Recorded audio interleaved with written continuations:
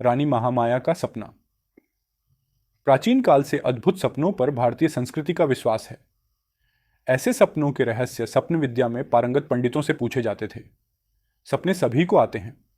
यह एक व्यक्तिगत अनुभव है। सपना सपना ही होता है।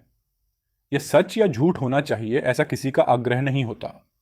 वास्तविकता में जो कभी नहीं उतरता उसे ही सपना कहने की पद्धति प्रचलित है। रानी महामाया का सपना लेकिन प्रचलित अर्थ में सपनों की व्याख्या में आने वाला नहीं था।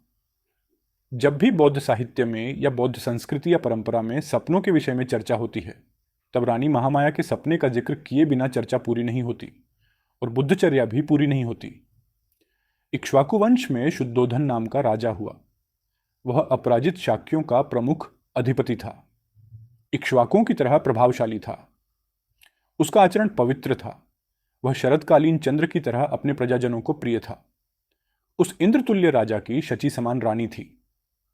उसकी दीप्ति राजा की शक्ति समान थी। वह कमल जैसी सुंदर और पृथ्वी जैसी धीर थी। अनुपम माया के समान होने के कारण उसका नाम महामाया रखा गया। शाक्य लोगों में प्रतिवर्ष आषाढ़ महीने में एक उत्सव मनाने की प्रथा थी।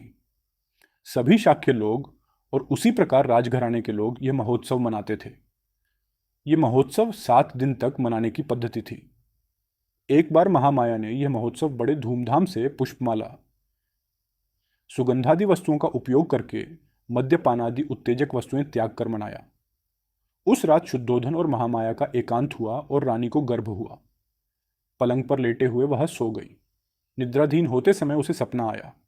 सपने में उसने देखा कि चतुर्दिक्पालों ने उसे निद्रा अवस्था में मंचक सहित उठाया और हिमालय की तलहटी में एक विशाल शाल वृक्ष के नीचे ले जाकर उसे रखा और वे पास खड़े हो गए।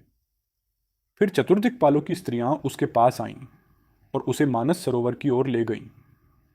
उन्होंने वहां उसे अभंग्य स्नान कराकर उसकी वेशभूषा की। उसे सुगंधित द्रव्यों से सजाकर फूलों से सजाया कि वह किसी दिव्य शक्ति का स्वागत करने के लिए तैयार है, ऐसा लगा। इतने में सुमेध नाम का एक बोधिसत्व उसके सामने प्रकट हुआ और उससे कहा, मैं अपना अंतिम जन्म पृथ्वी पर लेने का निश्चय किया है। क्या तुम मेरी माता बनने के लिए सहमत हो? उसने उत्तर दिया, बहुत खुशी से। उसी क्षण महामाया की नींद खुल गई। अगले दिन सुबह रानी महामाया ने अपना सपना शुद्धोधन को बताया। सपने का अर्थ न समझने के कारण शुद्धोधन ने सपने विद्या में पारंगत प्रसिद्ध 8 ब्राह्मणों को बुलाया। उनके नाम थे राम, धन, लखन, मंती, यण्ण, सुयाम, भोग और सुदत्त। उन्होंने राजा को उस अद्भुत सपने का अर्थ बताया। राजा चिंता न करें। ब्राह्मणों ने कहा, महाराज, आपको इस सपने का परिणाम अति शुभ और मंगलमय है। आपके घर में पुत्ररत्न जन्म लेने वाला है, जिसकी कीर्ति 10 दिशाओं में गूंजेगी। रानी महामाया ने आषाढ़ी पूर्णिमा के परम मंगल दिन गर्भधारण किया। इस दिन को गर्भमंगल दिन भी कहते हैं। विश्व के बौद्ध इस दिन को उत्सव के रूप में मनाते हैं।